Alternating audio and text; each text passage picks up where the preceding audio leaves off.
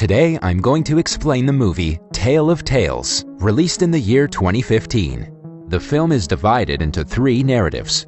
The first narrative centers around the king and queen of a kingdom named Long Trellis.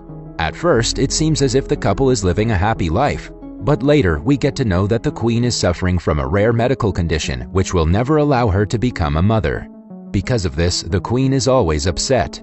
Seeing his wife in this state, the king summons the best doctors and physicians from all around the realm, but sadly none of them are able to diagnose the mysterious illness within her. Despite this, the king tries his best to cheer up his queen. One day, he invites some circus performers to the palace. Suddenly, the queen notices that one of the circus performers is expecting a child. As a result, she becomes envious and starts smashing things after entering her chamber.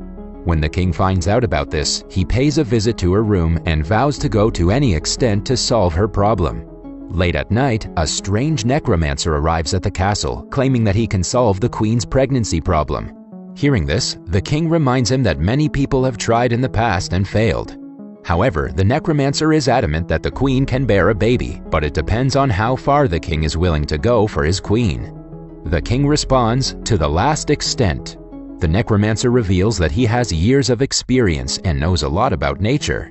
Furthermore, he says that nature must always be in balance, and that if the king desires a life, he must also sacrifice one. Despite his weird claims, the king and queen give him their full support. After this, the necromancer begins describing the process. The king will have to capture a sea monster, whose heart will be used to cure the queen's illness. Then, a pure and unmarried lady will prepare it, which will be eaten by the queen. In this way, the necromancer assures that the queen will become pregnant. Hearing this, the king immediately agrees to hunt down the sea monster and begins the preparations. The following day, the king sets out on his mission. He finds the creature in one of the rivers. When the monster is sleeping, the king walks into the ocean to attack it. He's eventually successful in slaying the beast, but gets critically injured in the struggle. Soon, he succumbs to his injuries, but before he does, he removes the creature's heart.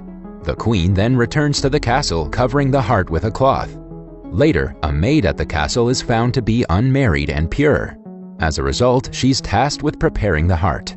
While cooking, she experiences strange sensations and suddenly becomes pregnant. Soon, the queen consumes the heart, and finally, she becomes pregnant. In the next scene, the maid and the queen give birth to their children at the same time. The boys look to be the same age. The queen's son is named Elias, whereas the maid's son is named Jonah. The movie then fast-forwards to 16 years, where the children have now become adults.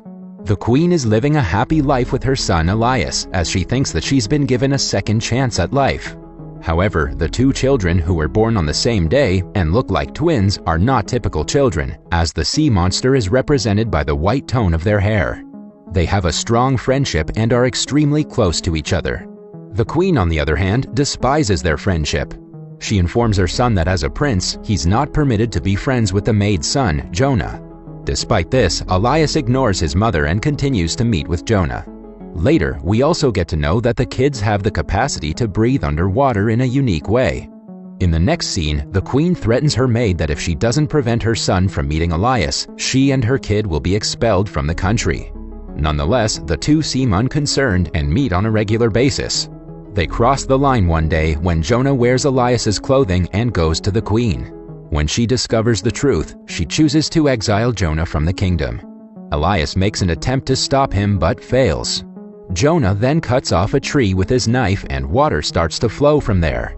He tells Elias that as long as the water is clean, he should know that he's alive, and as soon as it becomes red, he should understand that Jonah's life is in jeopardy. After saying that, he walks away. Elias checks the water regularly to see if it has turned red. One day, the water turns red and he realizes that something is wrong. In order to find Jonah, he leaves the kingdom without notifying his mother.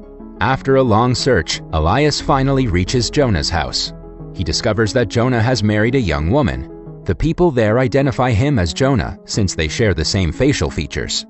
Then he learns that Jonah had gone to the forest 5 days ago and has not returned since. Elias then goes out in search of Jonah, while the queen grows more concerned about him. Left with no options, she approaches the necromancer again, but he asks the same thing. that if she wants her kid to return, she must make a life sacrifice. The queen immediately accepts this proposal. Elsewhere, Jonah is seen injured inside a cave. A flying creature then strikes and attempts to kill him. After hearing him scream, Elias locates Jonah and terminates the creature with his sword. However, Elias is unaware that the creature is none other than his own mother. But that's what was agreed upon: life for life. In the final scene of the first narrative, Elias ascends to the throne of the kingdom and the story ends. Following this, we're shown the second narrative. The king and two elderly ladies, Ima and Dora, are the focus of this narrative. The king is an extremely lustful individual who is constantly surrounded by females. He drinks heavily all the time and is yet to locate his queen. With that being said, he possesses the influence and fortune to marry anyone he pleases. Later, we're introduced to two elderly sisters who reside near the palace. One of them is named Dora and the other is Ima. Dora is a shrewd and selfish woman, while Ima is straightforward. They hardly leave their house and are also unmarried. It's certain that they will die there alone, yet their voices sound incredibly pleasant and young. One morning, the king hears Dora singing and instantly gets smitten by her voice. As a result, he decides to meet her. Soon, the king approaches their door to get a glance of the woman. In his head, he thinks that Dora is young and beautiful. When he knocks on the door, the sisters start panicking, as they believe the king will get angry if he finds out about their appearance. After thinking for a while, they finally devise a plan, and Dora requests the king to come back after a week, so that she will be more comfortable. In the next scene, the sisters strive very hard to make their fingers look young and beautiful. Dora covers her fingers with herbs, but they still look like those of an elderly person. But on the other hand, Ima had put her finger in her mouth for many days, and as a result, it's looking quite good and young. Today, a week has passed, and it is the day for the king's visit. When the king arrives there, Dora shows Ima's finger instead of her own. Now the king is not able to hold his emotions and believes that he has found the love of his life. However, the sisters become more worried because if the king finds out about their truth, he will most likely terminate them. After a lot of thinking, Dora proposes a condition. She will sleep with the king only if there is total darkness, and the king agrees. In the next scene, Ima starts tightening Dora's body with glue so that it may feel like a young girl's body. At midnight, one of the guards from the temple comes to pick Dora up while there's darkness in the palace. The king sleeps with Dora, but in the morning he realizes that he spent the night with an old and ugly lady. Enraged, he orders his guards to throw Dora out of the window. Luckily, she survives the fall. In the jungle, Dora witnesses magic as a witch arrives there and finds her. With her powers, the witch changes Dora into a beautiful young lady with long hair. The next day, the king visits the jungle for hunting and falls in love with young Dora at first sight. He brings her to his castle and decides to make her the queen. Dora doesn't know how she turned into a young girl, but she remembers her sister Ima. She invites Ima to her wedding, who is still in disbelief about her new appearance.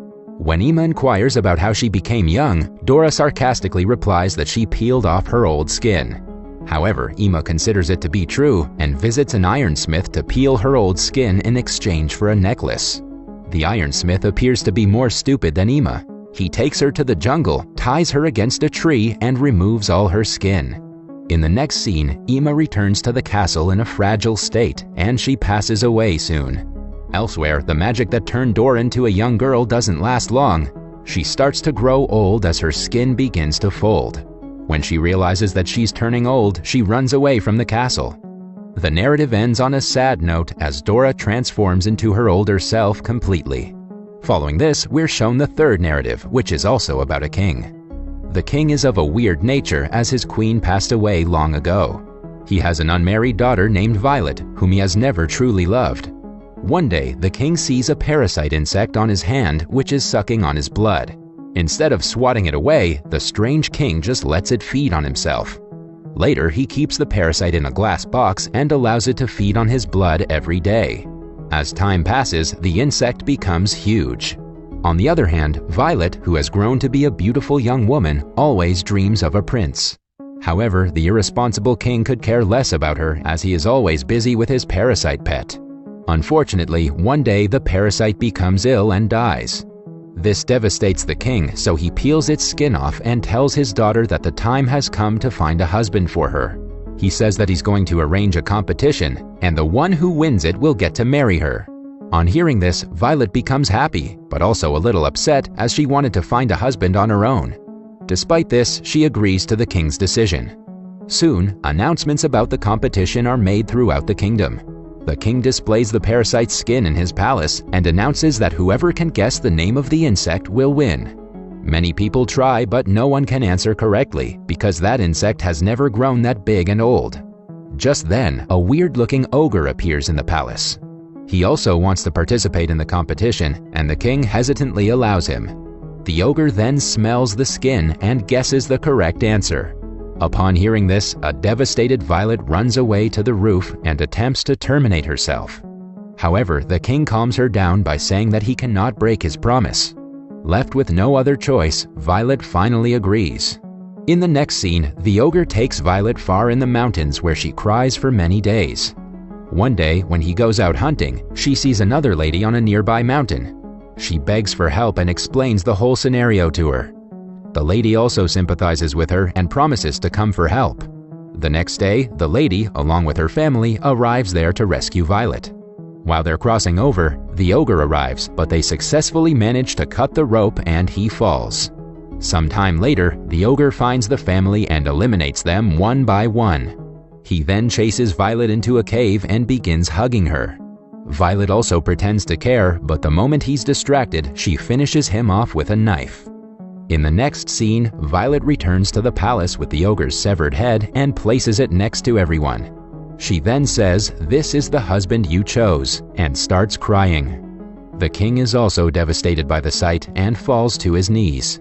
In the final scene, Violet becomes the queen of the kingdom, and the movie ends here. That was all from the video. I hope you liked it.